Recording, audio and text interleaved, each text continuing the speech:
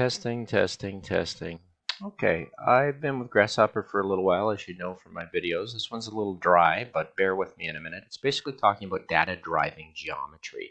And I guess what I'm trying to do is move a little bit away from ego as an artist after, 30 years, and realizing that maybe data, and maybe the significance of data is actually where the conceptual genesis starts of what you want to do, what's meaningful. So what I have is a little Excel document here, and I'm getting into the machine learning a little bit, but in doing so, it's pointing me to LUNCHBOX, and I think if any plugin I'm going to explore, it's going to be the plugin LUNCHBOX, and you'll find out why. It really has some amazing things dealing with data, importing things, dealing with things that I don't know much about. I've not done a lot of computer work in my life for the last 20 years, but definitely it's starting to make a little bit of sense, and it's really moving through that data, and I might use some of this machine learning nodes, which I don't want to write the programs, but I certainly understand. I'm starting to follow from a few sites that Gaussian is more circular than k-mean, or k-means is more circular than Gaussian, which is more which one's which. One's more elliptical, one's more circular, and it's gathering of data. And then, you get these fancy words that everybody wants to be able to spit out and say what they're working on. But in a sense, how I've had it described is a type of predictability from what has happened and what predictability will happen. And as an artist, that allows you to think outside of the norm, become the outlier, realize what's important, and all those things that I accidentally find through my own creation, which I find beautiful and exciting. I would like for the computer to start to decide what's odd and outlier and what's worth grabbing as data. And I think I can slowly program that and have a companionship or collaboration with the computer that I'm working with. Of course, there's math panels, which I love, math and panels and the structures that can be built. The utilities are pretty amazing in the workflow. So I think I've been playing with a few of these. If I take a look through here, what LUNCHBOX offers, mostly these flatness check was something really interesting to see how you can bring things into meshes and then have an effect on those. So very exciting. Anyhow, big rant for nothing, but let's jump into the script. What's nice is this geometry changes when I change the data in an Excel sheet. But if that Excel sheet is built on my finances, or built on the age of my children, 3, 8, 10, my wife's age and my age, then I could, I can predictability of, my death at 73, I'm hoping, and my wife's death at 102, so she can see all of our kids.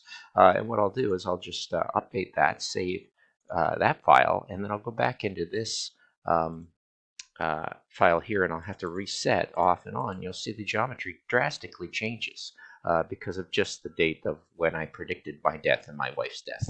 And the geometry isn't too beautiful here, but I'll keep my Excel document kind of up that it exists. And then my Grasshopper document, I'll just jump in here and I'll show you basically how I structured it. And I think the main thing that I'm doing here is very exciting to me because I've always thought solids in sculpture. I always thought, how would I make a solid? Well, that's an extrusion, and that comes from a surface. And surfaces can be built. So I'm working backwards here with how I used to think. And the farther back I go, the significance of going back in time is starting to have real meaning to me. So I remember getting on the computer, and Excel was the first document I had. What's wonderful about this, and we get into it, you'll see in LUNCHBOX, they have specific tools for getting at data. So I think generate, I can't even remember workflow where this was. Excel Reader Legacy was where I was looking. Haven't even done Excel Write Legacy yet.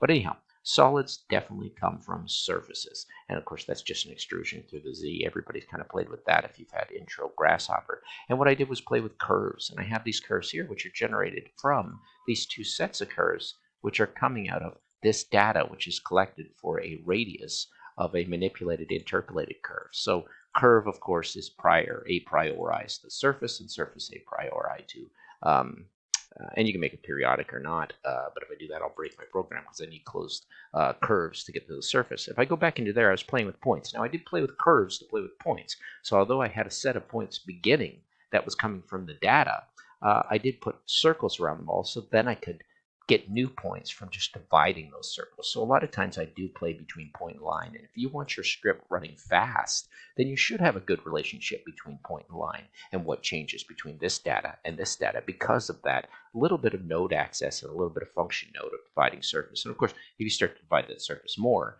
you're going to have a lot more data and you're going to have a lot more cool things. So I'm just going to leave it there at 3.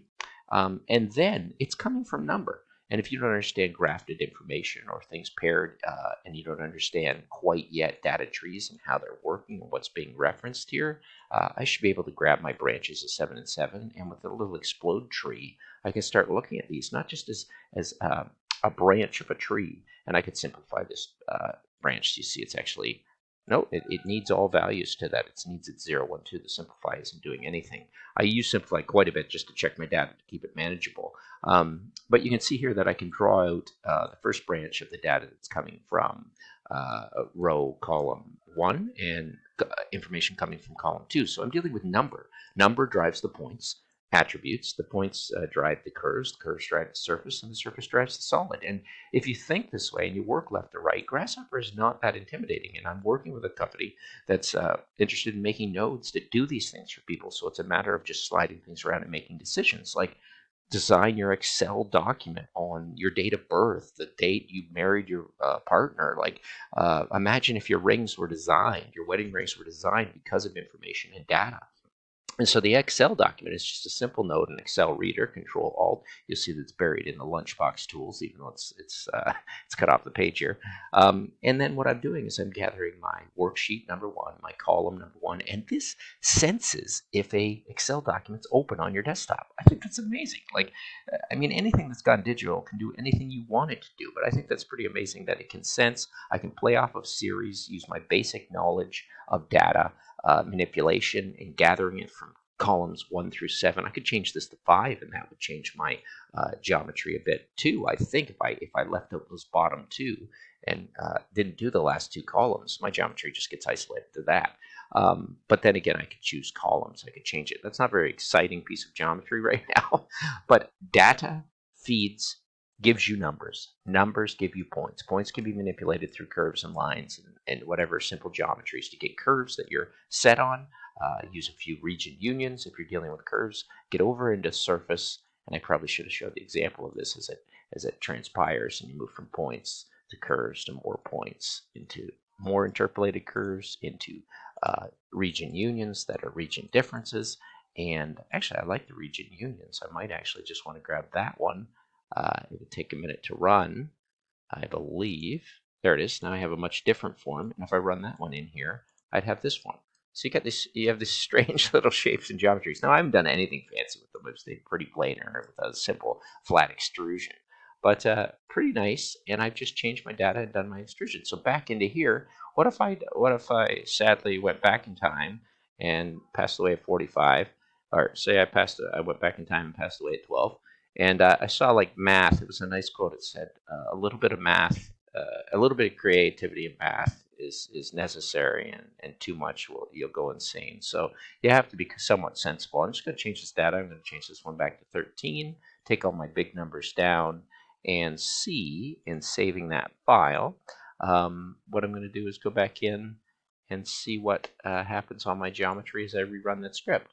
And I find just going off and on, I've learned that a little bit. Not much happened. Kind of boring. In fact, I think I lost my my data. Anyway, put it back into the 7 script there, and it might have an effect because those are the data I changed. We'll see if we get lucky with this and any other change. No, same boring data. And yeah, it's not the most exciting thing in the world, but I wanted people to kind of have a sense of what's happening here. Get back up into this data. I guess it does need some big numbers, so what I'll do is just type in, oh, that's too big, and we'll type in maybe an extra 1 here, and we'll take that data and save, and shrink that down again, and see if we can generate a little different data. True, false, true. There we go. Well, it just exploded out into another pattern, and of course, I'm doing a lot of the things here that are the Boolean difference is actually probably doing a little too much. So if I jumped in here and took a look at that surface and that surface, I can decide what I want to keep. I just wanted some negatives, so I was playing around with a few things. Anyway, that's the gist of it. You've got a Excel document that you can begin with and take some data from and play with that. And then you have Grasshopper, which you're basically finding a system through LUNCHBOX to take data to number to points to curves to surfaces and solids. And the farther I go into this, now I'm at the point of gathering data. Now I'm at the point is what is the significance of what I'm making? And the possibilities are endless. They really are. You don't know where to begin. You don't know where to end. And keep learning, keep going online. I think the company I was working with, if I take a look here, is Proving Ground, has an incredible video on machine learning and examples after examples after examples back in 2014 or 2017. So Proving Ground is really getting me into LUNCHBOX, and I think it's a tool that everybody should play with. So thanks very much for watching.